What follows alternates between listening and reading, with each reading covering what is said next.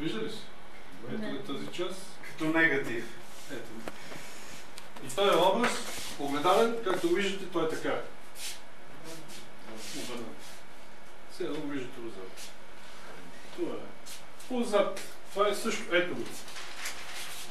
Образа. Виждате ли? Пак белите чертички. Ето ги.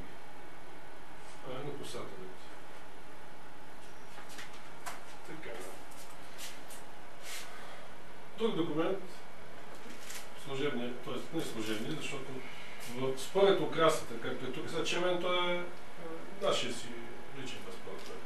Ако е в бежа вариант, е служебен паспорт. Той е задграничен. Бежа е служебен паспорт, така наречен. Нещо между дипломатическо и частно, нещо в този. После моряшки паспорт има. Пак в друга разцветка и така нататък.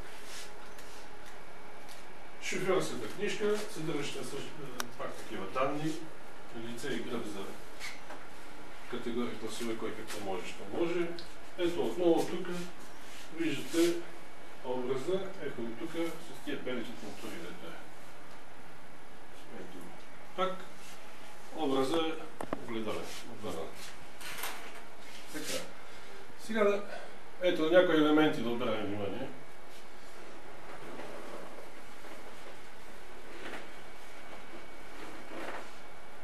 Виждате.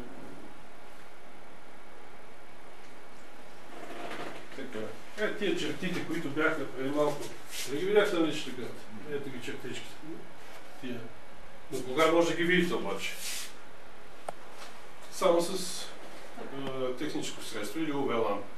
Ако е достатъчно богат поста или място, където носите службата да е достатъчно прецизно и престижно и така нататък, и ще бъде снабдено с подобни неща, техники. Ето този е код, който е тук, на вашата карта. Той съдържа база данни ваша. Кой сте, що сте, какви, откъде, какво, що. И това са пак на лампа показани елементи. Сега ще ви покажа документи на чужди граждани. Ето от Германия. Пак документи на самоличност от типа на личната карта. Видят паспорти някакви. Ето. Стари, нови паспорти. Близки до нас тук, където отиват да работят на българи. Ето пак лична карта. Лице и гръб. Ето виждате.